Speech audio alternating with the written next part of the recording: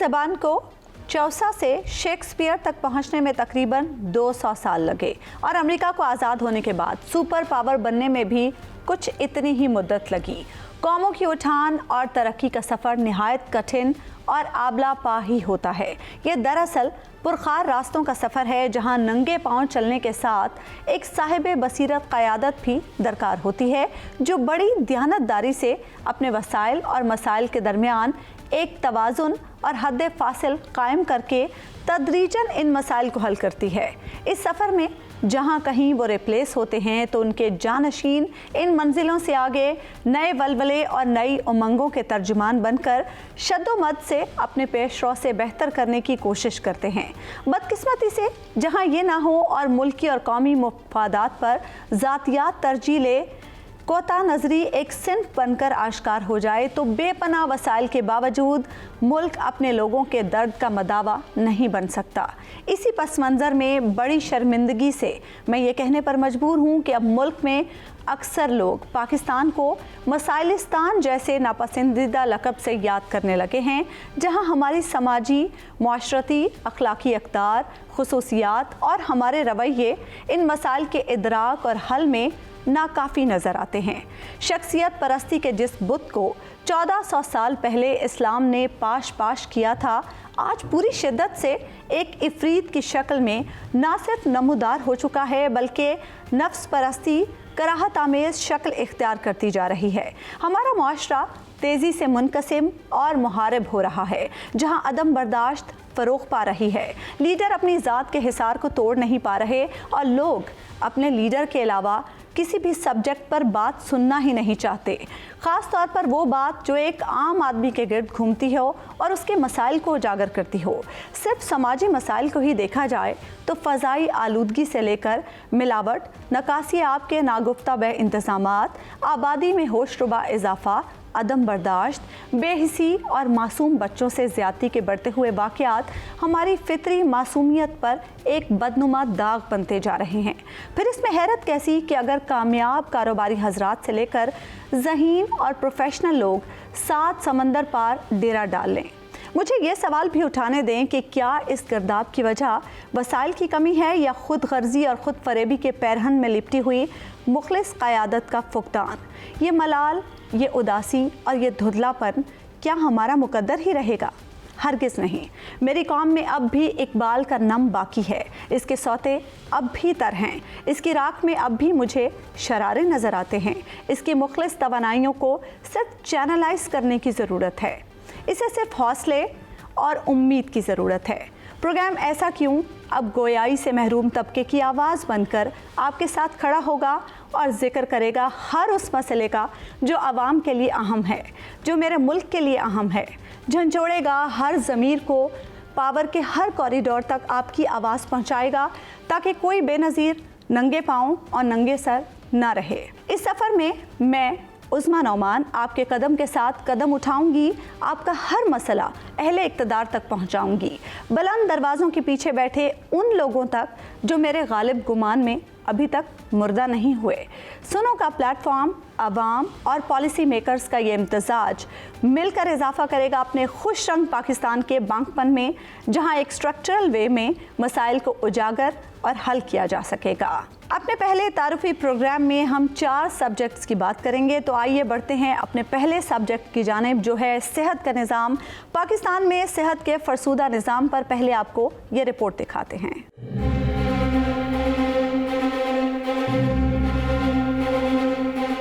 आपने सुना होगा कि जान है तो जहान है, लेकिन पाकिस्तान में सेहत का निज़ाम बिल्कुल बेजान और मफलूज है। अपनी आज़ादी के 75 साल बाद दुनिया के 195 ममालिक में पाकिस्तान में सेहत का निज़ाम 156वें नंबर पर है, जबकि भारत, श्रीलंका, भूटान और बांग्लादेश भी पाकिस्तान से आगे हैं। सिर्फ यही नहीं, आलमी इदारे सेहत के मेयार के मुताबिक किसी भी मुल्क को अपने GDP का 6% सेहत के लिए मुख्तस करना चाहिए, मगर पाकिस्तान में 2% से भी कम बजट सेहत के लिए मुख्तस होता है। कौमी इदारा बराए शुमारियात के आदाद शुमार के मुताबिक सेहत के शोबे पर खर्च करदा कुल रकम को सरकारी सतह पर तस्लीम शुदा पाकिस्तान की आबादी 22.5 करोड़ पर तकसीम किया जाए तो ये फीकस 2,920 रुपए बनते हैं।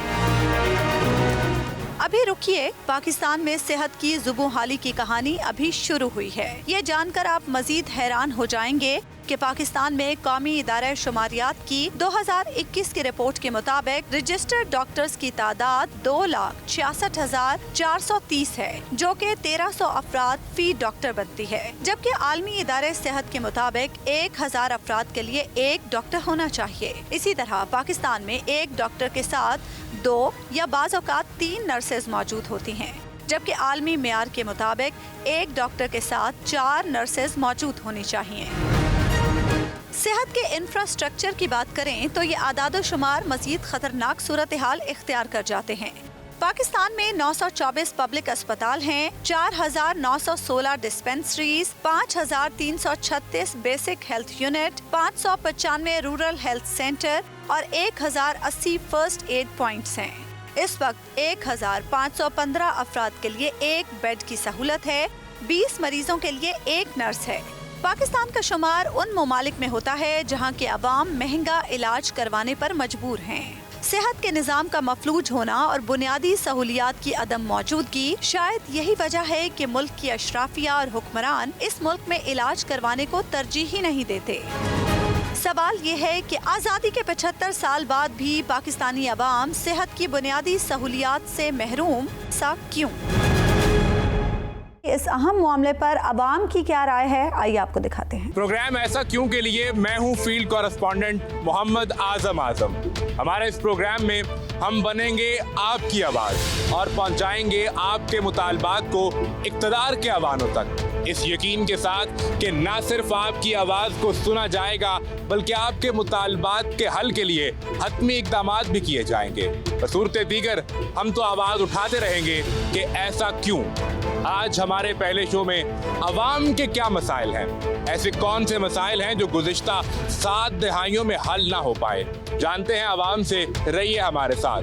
10-10 हज़ार पेशेंट को एक डॉक्टर मिल रहा है, ठीक है, तो पेशेंट हॉस्पिटल में बेड पर पहुंचने से पहले ही मर जाता है।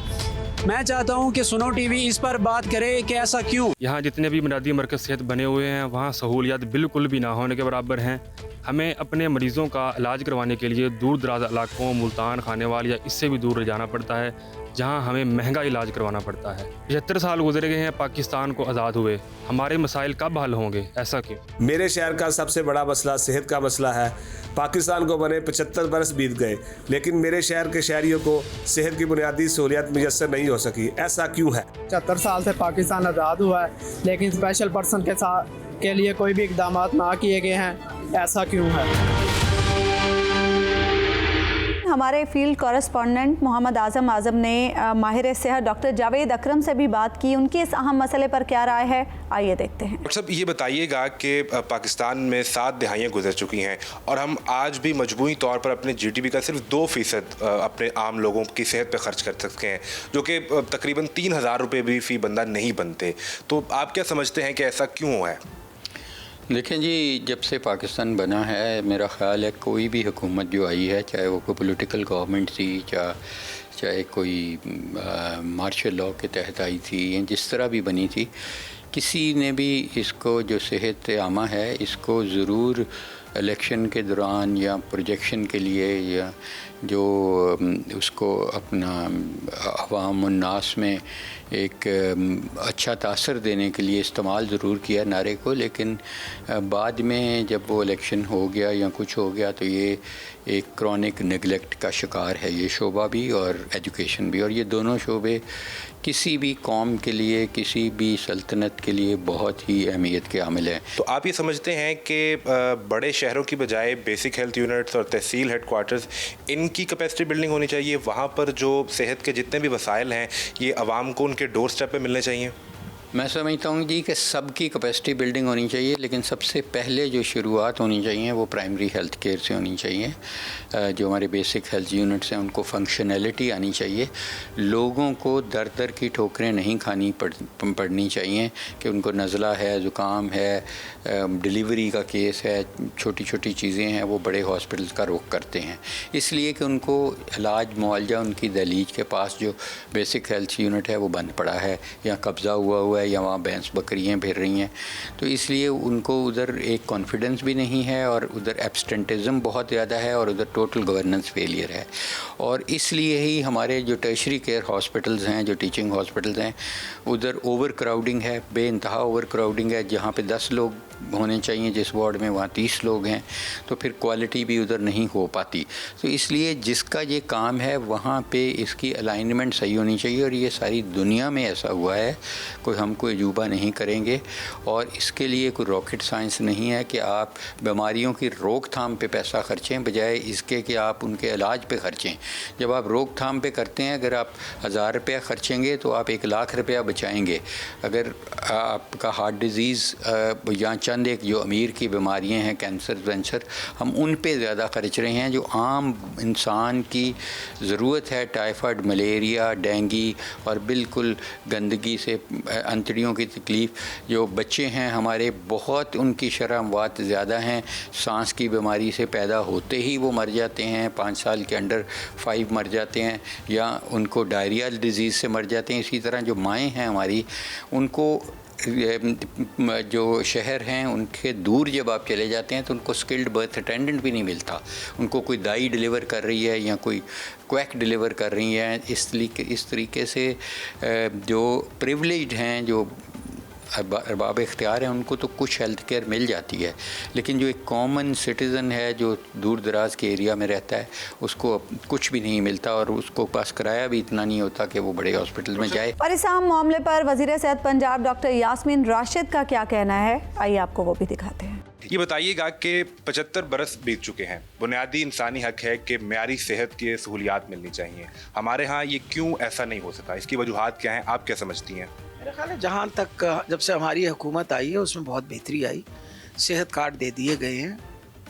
बुनियादी हक तो ये है लोगों का कि उनको सेहत की सहूलत बग़ैर पैसे दिए। तो अब क्योंकि हमने ये देखा था कि 70% आबादी जो है वो आउट ऑफ पॉकेट एक्सपेंस करती है, इस वक्त इसको हमने at the moment insurance card दे दिया है। इस वक्त 3 करोड़ और 10 लाख फैमिलीज़ जो हैं उन सब के पास इंश्योरेंस कार्ड्स हैं और ये 3 करोड़ 10 लाख फैमिलीज़ जो हैं ये 10-10 लाख का जो कार्ड है वो इस्तेमाल कर सकते हैं अपने इलाज के लिए। तो मेरा ख्याल है एक बहुत रेवोल्यूशनरी स्टेप लिया गया है इस हुकूमत के साथ और लोग बहुत खुश हैं।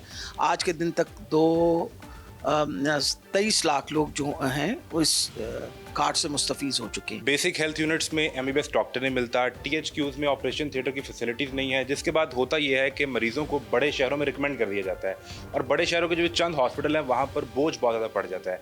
तो सेहत के इंफ्रास्ट्रक्चर को बेहतर क्यों नहीं किया जा सका? मेरा ख्याल है ये भी आपका, ये तो आप सोच रहे हैं ना कि ठीक नहीं किया जा रहा है। इस वक्त 23 अस्पताल बन रहे हैं पंजाब के अंदर और इसके अंदर 11 ऐसे अस्पताल हैं जो मदर एंड चाइल्ड हॉस्पिटल्स हैं और वो ख़ास तौर पे क्योंकि मैटरनल मोर्टेलिटी रेशियो बहुत ज़्यादा और दही इलाकों में नए बड़े अस्पताल बनाए जा रहे हैं। 200 बेडेड हॉस्पिटल्स हैं, मियाँ वाली है, अपना राजनपुर है, अटक है, इन सारे इलाकों के अंदर बनाई जा रही है।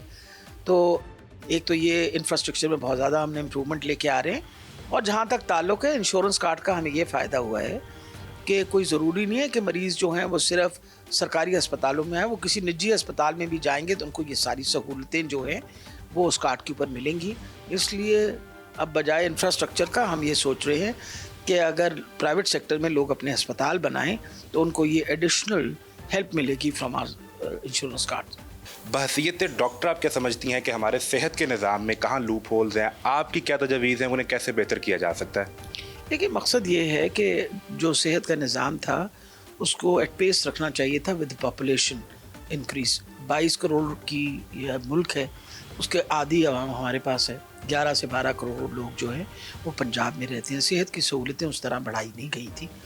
अब हुकूमत पूरी कोशिश कर रही है कि पब्लिक और प्राइवेट सेक्टर मिल के अपने सारे मरीजों का ख्याल रख सकें। नाज़रीन, पाकिस्तान में सेहत के निज़ाम के हवाले से तो हमने बात की। हमारा दूसरा मौजू है बुनियादी इंसानी हुकूक की खिलाफ वर्जी। 75 साल गुजरने के बावजूद आज भी पाकिस्तान में बुनियादी इंसानी हुकूक की मुसलसल खिलाफ वर्जी हो रही है। ख़वातीन के ख़िलाफ़ जबर तशद्दुद आम है जबकि शख्सी आज़ादी ख़त्म हो चुकी है। आए रोज़ जबरी गुमशुदगियों की ख़बरें भी सामने आती रहती हैं। ऐसा क्यों, इस पर आपको ये रिपोर्ट दिखाते हैं। आईन पाकिस्तान के आर्टिकल 8 से 28 तक रियासत बुनियादी इंसानी हुकूक की जमानत देती है, लेकिन 75 साल बाद भी पाकिस्तान में इंसानी हुकूक की सूरत हाल हौसला अफजा नहीं है। आज भी पाकिस्तान में शख्सी आज़ादी मौजूद नहीं, गैरत के नाम पर खवातीन का कत्ल जारी है। आज तक मुतलका कानून के नकाइस दूर करने के लिए कोई संजीदा कोशिश नहीं की गई। औरतों और बच्चियों के हवाले से कवानीन को इंसानी हुकूक के मुताबिक करने की हर कोशिश को नाकाम बना दिया जाता है। पाकिस्तान भर में खवातीन और बच्चियों पर तशद्दुद, रेप, कत्ल, तेजाबगर्दी और जबरी शादी जैसे संगीन मसाइल आज भी मौजूद हैं। ह्यूमन राइट्स वॉच की रिपोर्ट के मुताबिक हर बरस 1000 खवातीन को गैरत के नाम पर कत्ल कर दिया जाता है। पाकिस्तान में रोजाना 11 खवातीन और 8 बच्चे रेप का शिकार होते हैं। ह्यूमन राइट्स वॉच की एक और रिपोर्ट के मुताबिक साल 2021 में मुल्क भर से 2275 बच्चों को जिनसी ज्यादती का निशाना बनाया गया, जिनमें से 92 बच्चों को ज्यादती के बाद कत्ल कर दिया गया। पुलिस रिकॉर्ड के मुताबिक साल 2021 में ही मुल्क भर से खवातीन के रेप के 5279 केसेस रिपोर्ट हुए, जिनमें गैंग रेप भी शामिल है। खवातीन को जायदाद से बेदखल करना और उनको उनका शरई और कानूनी हक न देना हमारे मुआशरे में अब आम सी बात है। पाकिस्तान में इंसानी हुकूक की खिलाफ वर्जी की दास्तान अभी खत्म नहीं हुई। मुल्क में सिविल सोसाइटी की स्पेस मजीद कम हो रही है। मेन स्ट्रीम मीडिया और सोशल मीडिया को कंट्रोल करने के लिए रोज नए हथकंडे इस्तेमाल किए जा रहे हैं। जबरी गुमशुदगियों के खिलाफ आए रोज एहतजाज होते हैं, लेकिन इस सिलसिले में कवानीन को बेहतर करने की कोई संजीदा कोशिश नजर नहीं आती। तौहीन मजहब के कानून का गलत इस्तेमाल भी पाकिस्तान में आम है। श्रीलंकन शहरी के साथ सियालकोट में हुजूम ने जो किया वो सबके सामने है। ये ना तो पहला वाकया था और ना ही आखिरी होगा, क्योंकि मुस्तकबिल में ऐसे वाकयात को रोकने के लिए रियासती सतह पर कोई इकदामात नहीं किए गए। सिर्फ साल 2021 में 585 अफराद के खिलाफ तौहीन मजहब के मुकदमात दर्ज किए गए। सेंटर फॉर सोशल जस्टिस के मुताबिक पाकिस्तान में 1987 से फरवरी 2021 के दौरान 1855 अफराद पर तौहीन मजहब के कानून के तहत कार्रवाई की गई। पाकिस्तान में इख्तलाफ राय रखना भी अब जुर्म बन चुका है। इख्तलाफ राय रखने वाले पाकिस्तानियों को हरासा करने और उन्हें जेलों में डालने का सिलसिला भी आम है। पाकिस्तानी शहरियों की शख्सी आज़ादी सल्ब करने के लिए तो हुकूमत के पास बजट की कमी नहीं, अलबत्ता तालीम, सेहत, पीने का साफ पानी, सोशल सिक्योरिटी और इंसाफ फराहम करने के लिए बजट मयस्सर नहीं है। यही वजह है कि ये शोबे भी मफलूज हो चुके हैं। सवाल ये है कि 75 साल बाद भी रियासत पाकिस्तान इंसानी हुकूक के तहफ़्फ़ुज़ को यकीनी नहीं बना पाई। ऐसा क्यों? इस अहम मामले पर आप लोगों की यानी अवाम की क्या राय है? हमारी फील्ड कॉरेस्पॉन्डेंट आमना जहरा ने कुछ लोगों से बात की है, आइए आपको दिखाते हैं। प्रोग्राम ऐसा क्यों में हम जानेंगे अवाम के मसाइल और हम बनेंगे आपकी आवाज़। हम आपकी आवाज़ को मुतलका हुकाम तक पहुँचाने की कोशिश करेंगे, जिनके पास होगा इन मसाइल का हल। तो आइए जानते हैं अवाम से उनके मसाइल। अगर आप सब्जी की दुकान पर जाएंगे, किसी गाड़ी में आप सफ़र करेंगे, ट्रांसपोर्ट की तरफ जाएंगे, वहाँ से आप कुछ भी मांगे आपको नहीं मिलेगा। ऐसे क्यों? 75 साल में ऐसे क्यों हो रहा है? मैं मैट्रिक तालीम में छोड़ दी थी, मेरे वालिद खर्चा सपोर्ट नहीं कर सके। अब मेरे बच्चे हैं, महंगाई की वजह से मैं उन्हें पढ़ाना बहुत मुश्किल हो गया है। 75 साल में ये महंगाई है, आखिर ऐसा क्यों? हर एक महकमे में इतनी करप्शन है कि करप्शन की हद है। हम चाहते हैं कि भाई इस सुनो टीवी पे इसके बारे में बात करें कि और कितने 75 साल लगेंगे हमें। मुल्क की आबादी दिन ब दिन बढ़ती जा रही है, जिससे रोज़ ब रोज़ ट्रैफिक हादसा, ट्रैफिक के मामला बहुत बढ़ते जा रहे हैं। तो मेरा आपसे यही है, ये जो सुनो टीवी पे हम बात कर रहे हैं, ऐसे मामला क्यों हो रहे हैं? ऐसा क्यों? हमारे माशरे पे ख़वातीन पे बहुत ज़्यादा तशद्दुद हो रहा है, ख़वातीन को हरास किया जा रहा है, जबकि मैं चाहती हूँ कि इस पॉइंट पे सब पे बात की जाए, और मैं चाहती हूँ कि सुनो टीवी इस पे बात करे कि ऐसा क्यों हो रहा है। मैं देख रहा हूँ कि जो नौजवान नस्ल है ना, वो नशे पे लग रही है बहुत ज़्यादा, जिसमें ये लड़कियाँ और लड़के सारे शामिल हैं। मैं चाहता हूँ कि आपका जो चैनल है सुनो टीवी, इसमें इस बारे में बात करें कि ऐसा क्यों है। मैं खुद एक यूनिवर्सिटी की स्टूडेंट हूँ और यहाँ पे जॉब्स अवेलेबल ना होने की वजह से स्टूडेंट्स बाहर चले जाते हैं और बाहर जाके अपने मुल्क को सर्व करने की बजाय बाहर जाके सर्व करते हैं। तो ऐसी जॉब अपॉर्चुनिटीज़ यहाँ पे हमें क्यों नहीं अवेलेबल? ऐसा क्यों? मुल्क है हमारा पाकिस्तान, ठीक है, इसमें आप देखें कि किसी पे भी इल्ज़ाम लगा के, ठीक है, ऐसे मार दिया जाता है। और मेरा क्वेश्चन ये है कि ऐसा क्यों है। फ़ज़ाई आलूदगी इस टाइम बहुत ज़्यादा हो रही है, ठीक है, और ये पिछले 5 सालों से ये मुतवातर होती जा रही है। हम लोग जो अब आगे स्मोक का सीज़न आ रहा है, जो हम लोग सांस लेते हैं ये हमारे लिए जहर बनकर आता रह रहा है। मेरा हुक्मरान से ये सवाल है कि ये कब तक होता रहेगा और ऐसा क्यों हो रहा है। पाकिस्तान क्यों मसाइलिस्तान बनता जा रहा है, ये कहानी अभी जारी है। अभी वक्त हुआ है एक ब्रेक का। वेलकम बैक नाज़रीन। बच्चे किसी भी मुल्क का असासा होते हैं और उस वक्त बहुत ही तकलीफ होती है जब कुदरत के ये मोती किसी कूड़े के ढेर पर कूड़ा चुनता दिखाई देते हैं, किसी मोटरसाइकिल मैकेनिक की दुकान पर काम करते दिखाई देते हैं, किसी चाय के ढाबे पर या किसी के जूते पॉलिश करते दिखाई देते हैं। लेकिन कभी क्या आपने ये सोचा है कि ये बच्चे अपना मुस्तकबिल बनाने की बजाय ये काम क्यों कर रहे हैं? ऐसा क्यों? आइए इस पर आपको ये रिपोर्ट दिखाते हैं।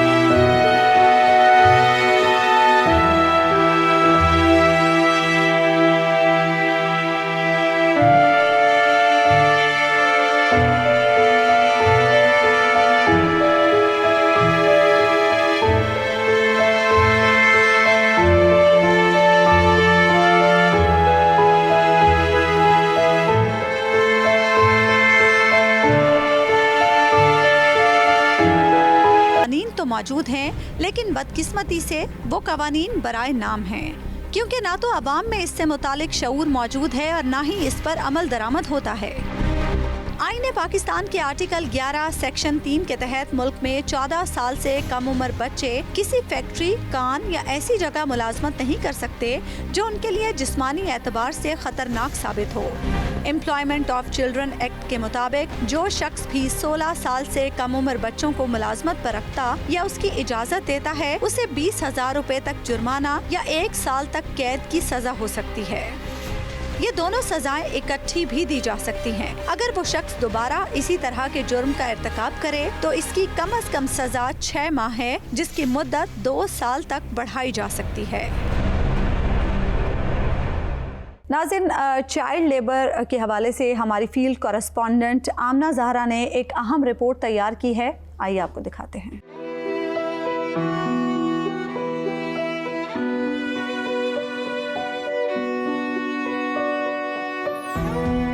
आपने अपने इर्द गिर्द बहुत से ऐसे बच्चे देखे होंगे जो तालीम हासिल करने की उम्र में, खेलने कूदने की उम्र में मोटरसाइकिल ठीक करते, किसी होटल में छोटू के नाम से या कचरे के ढेर पर अपने पेट की आग बुझाने में मुब्तला हैं। क्या कभी आपने ये सोचने की कोशिश की है ऐसा क्यों ये दुख भरी ज़िंदगी गुजारने पर मजबूर हैं? आइए आज हम आपको ऐसे ही रोज़गार की तलाश में मुब्तला फूलों से मिलवाते हैं। मेरी एज 9 साल है। हमारे 3 बहनें 3 भैया। मेरे पापा सब्जी लगाते हैं, मजबूरी है काम पे ना, वरना हम स्कूल जाते थे। पापा की तबीयत खराब है तो से वो घर पे है, वो मेरे हालात का घर का खर्चा नहीं चला सके। हम 6 बहन भाई हैं हमारे घर के, इसमें मुस्लिम साहिल हैं। मेरा पापा लोहा कटाई का काम करते हैं, वो उनका काम अभी नहीं चल रहा, वो इसलिए हम स्कूल छोड़ के काम कर रहे हैं।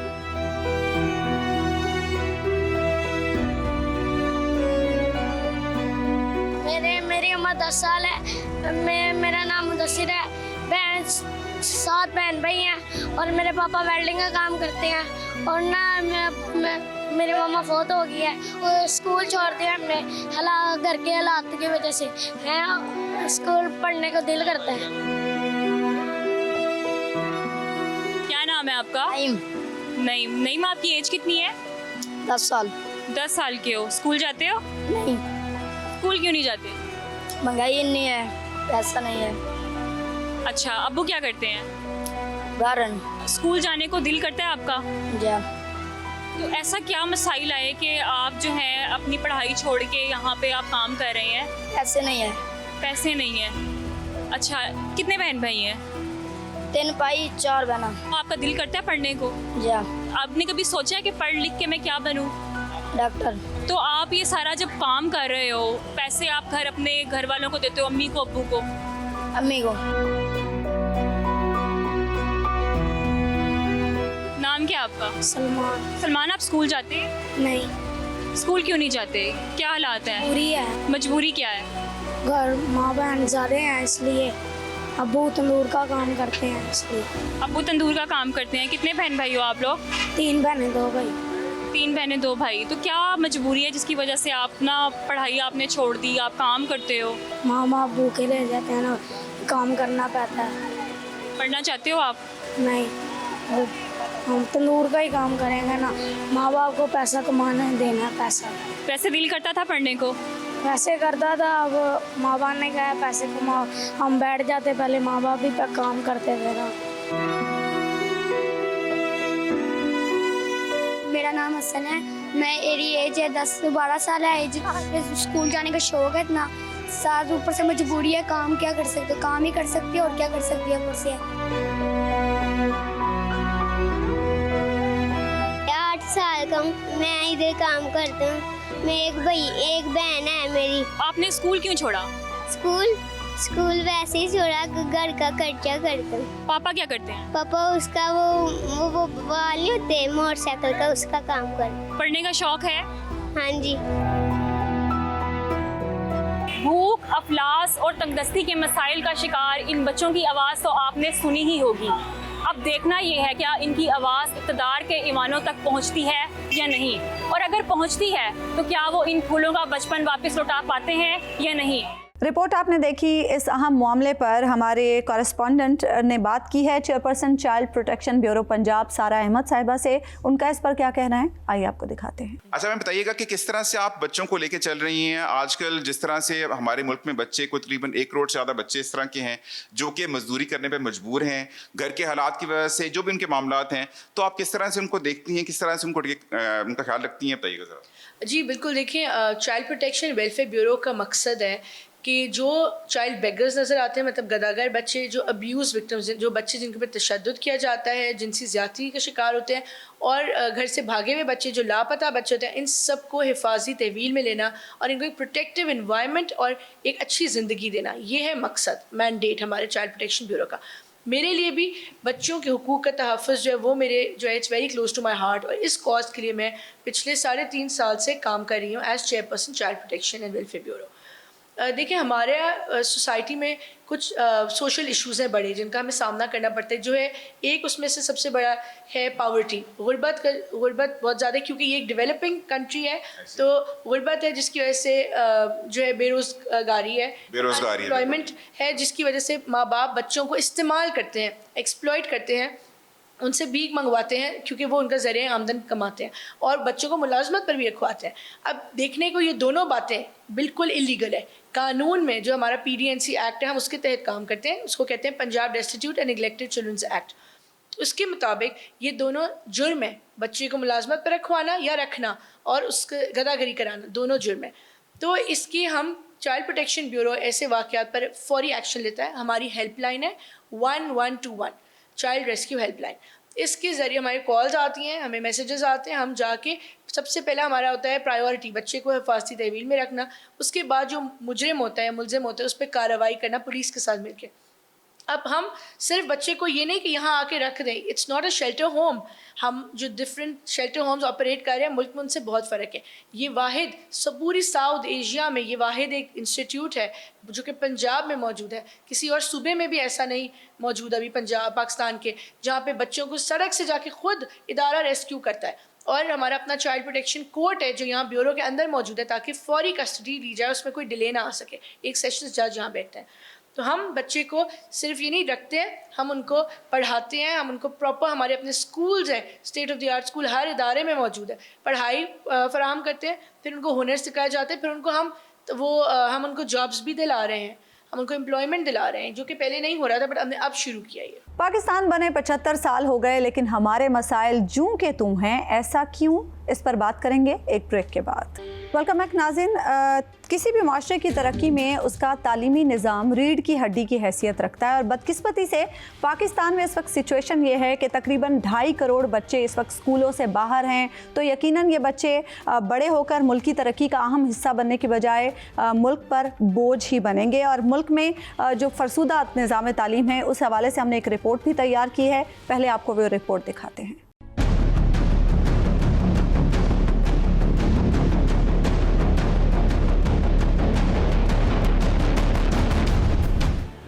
शायद ये जानकर आप हैरान हों कि आईने पाकिस्तान के शेख 25 रियासत को इस बात का पाबंद बनाती है कि 6 से 16 साल तक की उम्र के बच्चों को लाजमी तालीम दी जाए, लेकिन पाकिस्तान में 2.5 करोड़ बच्चे स्कूल नहीं जाते। ये बात इसलिए भी तशवीशनाक है कि दुनिया के कई ममालिक की आबादी 2.5 करोड़ से भी कम है। गुज़श्ता कुछ सालों में प्राइमरी स्कूल्स में बच्चों की तादाद में इजाफा ज़रूर हुआ है, लेकिन ये रफ्तार बच्चों को ज़ेवर तालीम से आरास्ता करने के लिए इंतहाई सुस्त है। आलमी इदारों की रिपोर्ट्स के मुताबिक पाकिस्तान उन ममालिक की फहरिस्त में दूसरे नंबर पर है जहां बड़ी तादाद में बच्चे स्कूल नहीं जाते। पाकिस्तान में 5 से 16 साल की उम्र के 32% बच्चे स्कूल नहीं जाते।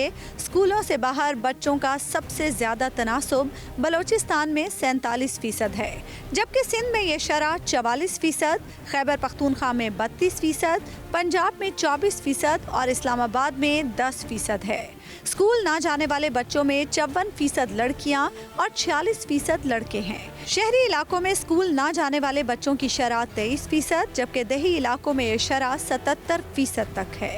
मुख्तलिफ सर्वेस में ये बात सामने आई है कि महंगी तालीम के बायस 87% बच्चे स्कूल नहीं जा पाते, जबकि दीगर 13% बच्चे मुख्तलिफ वजूहात की बिना पर स्कूल में नहीं पढ़ पाते।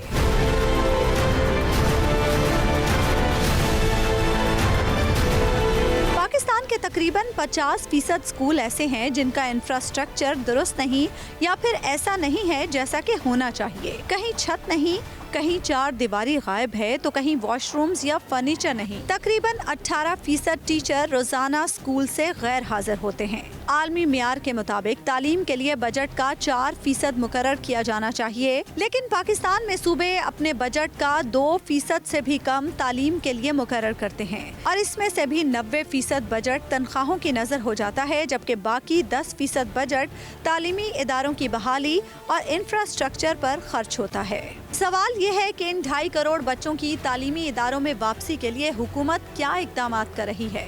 क्या अगले 5-10 सालों में पाकिस्तान में मियार तालीम बेहतर हो सकेगा? 75 साल बाद भी हमारा तालीमी निज़ाम दुनिया से 50 साल पीछे, ऐसा क्यों? तो नाज़रीन, रिपोर्ट आपने देखी। इस रिपोर्ट में ये बताया गया है कि पाकिस्तान में 2.5 करोड़ बच्चे स्कूल नहीं जाते हैं और दुनिया के कई ममालिक ऐसे हैं जिनकी आबादी भी 2.5 करोड़ से कम है। इसी अहम मामले पर बात करने के लिए हमारे साथ स्टूडियोज़ में मौजूद हैं साबिक वज़ीर तालीम पंजाब इमरान मसूद साहब। इमरान साहब, बहुत बहुत शुक्रिया, आप प्रोग्राम के लिए तशरीफ़ लाए। आपने एजुकेशन के लिए बहुत काम किया है। 2002 में आपने एक बड़ा प्रोग्राम दिया जो कि जिसकी वजह से बहुत ज़्यादा डेवलपमेंट भी हुई।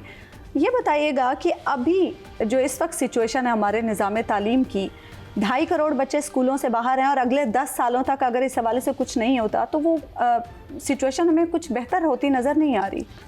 अब बिल्कुल आप ठीक कह रही हैं, बहुत बड़ा चैलेंज है जो आउट ऑफ स्कूल चिल्ड्रन हैं उनको स्कूलों में लेकर आना, लेकिन उससे बड़ा चैलेंज ये है जो ऑलरेडी मौजूद है उनको रखना, रिटेन करना जी। बिकॉज़ पाकिस्तान का और पंजाब का ड्रॉप आउट रेट दुनिया का सबसे ज़्यादा है। उसकी वजह यह है कि स्कूल्स में 4 दीवारी नहीं है, कुर्सी नहीं, मेज़ नहीं, लेकिन अब हालात बेहतर हो गए। हमारे ज़माने की बात आपको बता रहा हूँ। लेकिन अब ये है कि मेरे ज़माने में 6 लाख बंदा काम करता था इस डिपार्टमेंट में, आजकल 7,20,000 बंदा काम करता है। और इस हुकूमत से जो पहले हुकूमत थी उन्होंने 63,000 स्कूल्स में से 10,000 स्कूल बंद कर दिए। शट डाउन कर दिए बिकॉज वहाँ पे काम ही नहीं हो रहा था। तो अब 53,000 स्कूल रह गए और फिर उन्होंने कहा कि ये स्कूल जो बंद हो गए ये प्राइवेट सेक्टर को दे दो, NGOs को दे दो, यूनिवर्सिटियों को दे दो कि वो चलाएं।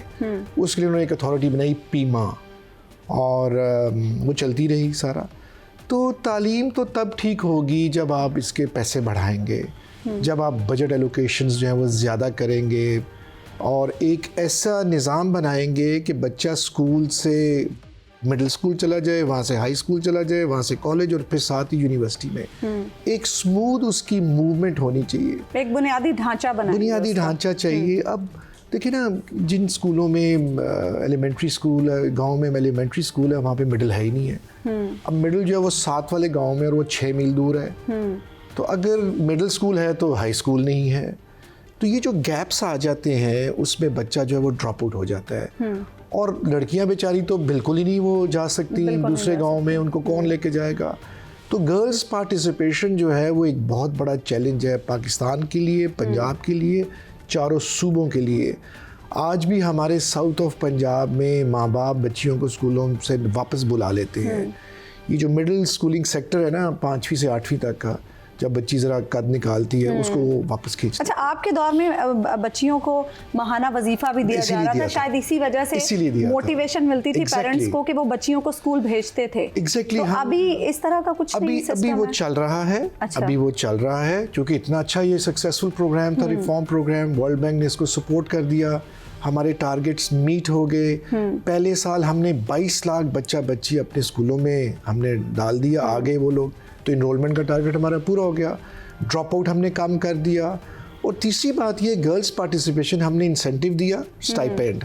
ये हमने साउथ ऑफ पंजाब के 15 अजला को दिया जो हमारे साउथ के हैं, डेरा गाजी खान, भक्कर, लोधरा, लिया वगैरह वगैरह। तो बच्ची की तालीम मुफ्त, बच्चियों की किताबें मुफ्त, ट्यूशन फीस मुफ्त, उसके बाद 200 रुपया उनको स्टाइपेंड जो मनी ऑर्डर के ज़रिए हर महीने पहुंच जाता था। तो जिस घर में 4 बहनें हैं तो उसके पेरेंट्स को 1000 रुपया 800 रुपया मिल जाता था। तो माँ बाप ये समझते थे कि बच्ची पैसे लेकर आ रही है। तो अब वो हमने मैट्रिक तक मुफ्त तालीम की थी।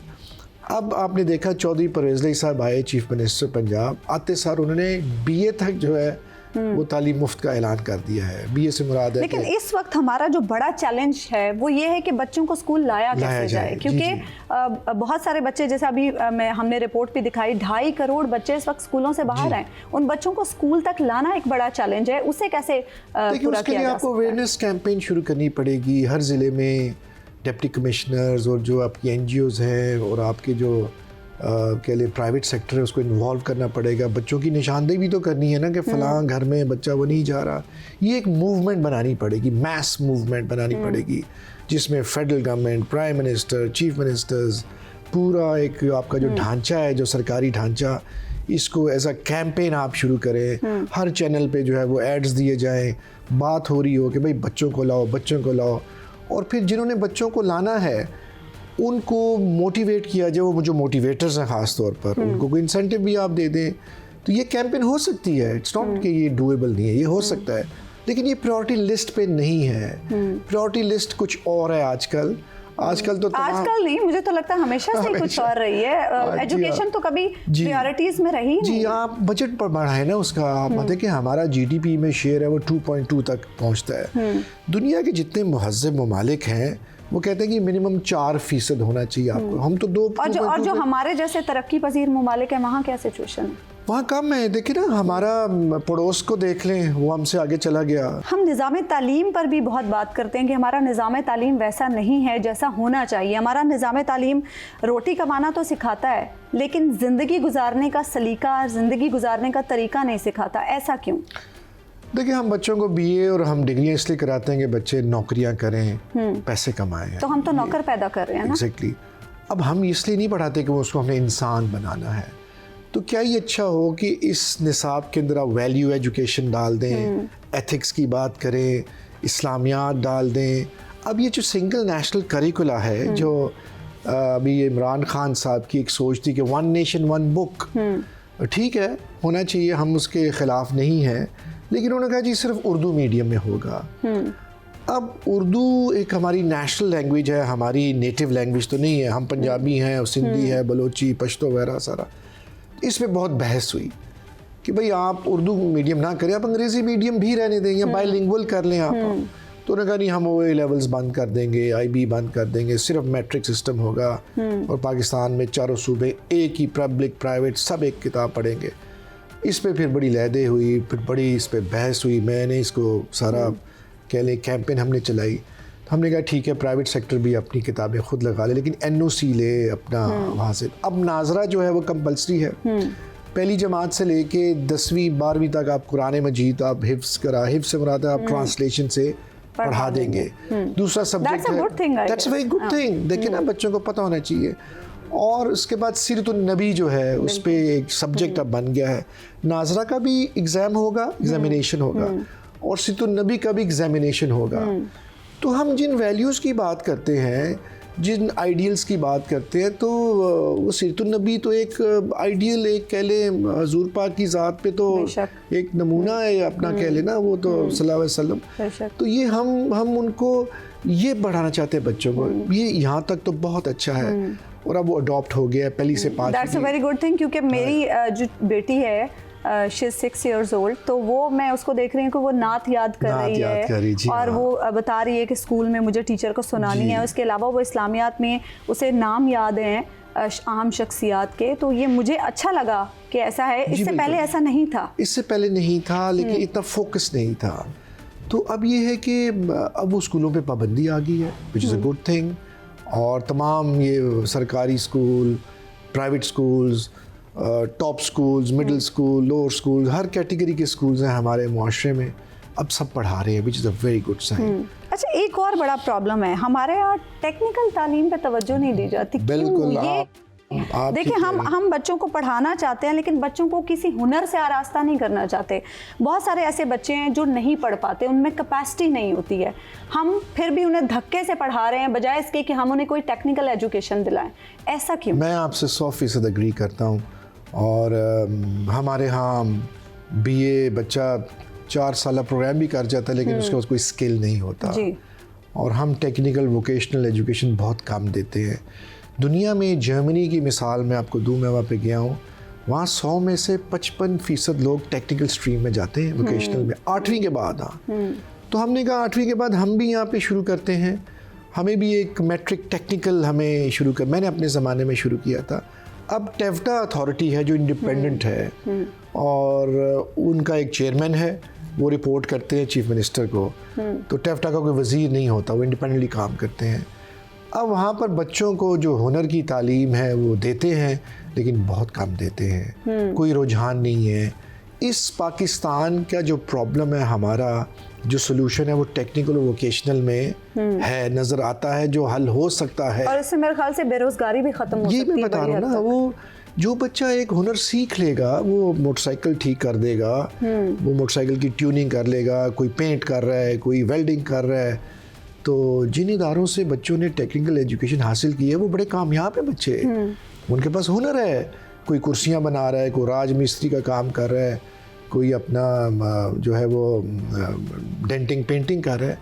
लेकिन ये एक ऑर्गेनाइज्ड सेक्टर तो होगा टेफ्टा की सूरत में, लेकिन इसके स्प्रेड बहुत कम है यहाँ। तो क्यों इस शोबे पर तवज्जो नहीं दी जाती? इसको हमने उजागर ही नहीं किया। हमारे लिए डिग्री का हुसूल ज़्यादा इम्पोर्टेंट है, डिग्री का हुसूल ज़्यादा है, और हर किस्म का यहाँ पे सोसाइटी में सेक्टर्स हैं, अमीर हैं, गरीब हैं, मिडिल मैन है, अपना मिडिल सेक्टर है। तो ये डिपेंड करता है आपकी क्या सोच है। लेकिन मैं चूँकि हमारे यहाँ 70% जो रूरल एरिया है हमारा पूरे पाकिस्तान का, और मैं ये चाहूँगा अगर मुझे कभी मौका मिले पॉलिसी बनाने का, मैं तो टेक्निकल वोकेशन को बहुत ज़्यादा मैं दूँगा, तरजीह दूँगा। और मैं ये समझता हूँ एक गांव का बच्चा जो 4 साल यूनिवर्सिटी से पढ़ जाता है, डिग्री ले लेता है, वो बहू बन जाता है, वो घर जाके खेती बाड़ी तो करता नहीं है, जॉब उसको मिलती नहीं है। तो एक बच्चा जो कम पढ़ा हुआ है और वो किसी वर्कशॉप में वो बन गया है, वो अपना शागिर्द का मालिक बन जाता है, वो मालिक बन जाता है, वो अपनी दुकान खोल लेता है। हमारे यहाँ PhD किए हुए लोग जो हैं वो बेरोजगार हैं। आप कभी आपके घर की कभी कोई बिजली खराब हो जाए, कोई AC खराब हो जाए, कंप्रेसर खराब हो जाए, वो मिस्त्री मिलता ही नहीं है, और जो आता है वो आपको ठीक ठाक पैसे कमाता है। वो पढ़े लिखे नहीं होते, वो बाय डूइंग सीखते हैं, वो छोटा बन के सीखते हैं, शागिर्द बन के सीखते हैं, लेकिन उन्हें क्लासरूम में नहीं पढ़ा होता। इमरान साहब, मैं आपसे ये भी जानना चाहूँगी कि 18वीं तरमीम के बाद भी हमारे निज़ाम तालीम में बेहतरी नहीं आ सकी, इसकी क्या वजह है, ऐसा क्यों? देखिए, 18वीं तरमीम जब हुई तो उस वक्त हम गवर्नमेंट में थे, और वफाकी हुकूमत सिर्फ निसाब बनाती थी, बाकी सारा ऑटोनमी थी पंजाब को। अब वो निसाब अब नीचे आ गया 18वीं तरमीम में, अब सूबे ही निसाब बनाते हैं, सूबे ही अपनी पॉलिसी बनाते हैं, और सूबे मांगते थे अपनी खुद मुख्तारी मांगते थे, वफाक उनको पैसे तो भेज देता है, लेकिन वो कहते हैं फैसले हम करेंगे। यहाँ 18वीं तरमीम के फ़वाइद भी हुए हैं, मैं ये नहीं कहता कि फ़वाइद नहीं हुए हैं, लेकिन जहाँ तक निसाब की या तालीम का हवाला है, तो अब हर सूबा अपना निसाब बनाएगा, और उनको ये इख्तियार हासिल है, वो अपनी सोच के मुताबिक। लेकिन फिर इससे तो बेहतरी आनी चाहिए थी ना? आनी चाहिए थी जी, क्योंकि रिस्पांसिबिलिटीज बढ़ गई। लेकिन वो सिंगल नेशनल करिकुला आ गया ना, सिंगल नेशनल करिकुला फेडरल गवर्नमेंट ने दे दिया, हम बनाएंगे, आप इसको लागू कर दें। सिंध ने ना कर दिया, बलूचिस्तान में वो लागू नहीं हुआ, KPKA ने कहा कि हम तो अंग्रेजी पढ़ाएंगे, हम तो उर्दू नहीं पढ़ा सकते। तो ये एक टेस्ट एंड ट्रायल, एक एक्सपेरिमेंट चल रहा है। 1 साल तो हुआ SNC को, अभी कोई 10-12 साल तो नहीं हुए। पिछले साल तो बच्चों को बुक्स भी नहीं मिली, तो मिली भी नहीं, लेट भी हो गए, मिड स्ट्रीम में इन्होंने चेंज किया था। तो अभी तो देखना है कि SNC का प्रोडक्ट कैसा निकलता है 10 साल बाद। तो तजुर्बा है, हम तो तजुर्बे के चैंपियन हैं, कभी 9वीं 10वीं इकट्ठी करते हैं, कभी अलग करते हैं। मजीद क्या सजेस्ट करेंगे निज़ाम तालीम में बेहतरी? देखिए, मैं सजेस्ट ये करूँगा कि खैर मैं जितना थोड़ा बहुत मेरा एक्सपीरियंस ये है, देखिए एक सोच से आपको एजुकेशन पॉलिसी बनानी पड़ेगी। हमारे यहाँ तो फेडरल गवर्नमेंट में कई अलमारियों में पॉलिसीज़ पड़ी हुई हैं, और हम आइसोलेशन में काम करते हैं। हमने बच्चा जो है उसने अब कंप्यूटर पे आना है, बच्चे ने स्पोर्ट्स भी करना है, बच्चे ने मॉडर्न जो टेक्निक्स हैं उसके ज़रिए उसको पढ़ाया भी जाना है। तो सबसे पहले तो टीचर को तैयार करें ना आप। टीचर्स ट्रेनिंग बहुत इम्पोर्टेंट है। टीचर्स ने जिस कमरे में पढ़ाना है, क्लासरूम, उसको तो ठीक करो। वो बच्चे जो हैं इंफ्रास्ट्रक्चर को ठीक करें, इंफ्रास्ट्रक्चर, टीचर्स की ट्रेनिंग करें। एग्जैक्टली जी। उसके बाद निसाब, उसके बाद टेस्टिंग, उस टेस्टिंग का मतलब असेसमेंट, इम्तिहानात, ये सारी चीज़ें इंटरलिंक्ड हैं। बहुत शुक्रिया आप स्टूडियोज़ में तशरीफ़ लाए। नाज़रीन, आज के प्रोग्राम में हमने आपके उन चंद मसाइल का अहाता किया जो कि रोज़मर्रा ज़िंदगी पर असरअंदाज होते हैं। हम कोशिश करेंगे कि अपने इस प्रोग्राम के ज़रिए से आपके मसाइल अरबाब इख्तियार तक पहुँचाते रहें और उनसे पूछें कि आखिर ऐसा क्यों, और इसके साथ साथ उन मसाइल का हल भी हम तलाश करने की कोशिश करेंगे। अपने फ़ीडबैक और अपने मसाइल से हमें ज़रूर आगाह कीजिएगा। अगले प्रोग्राम के लिए अल्लाह हाफ़िज़।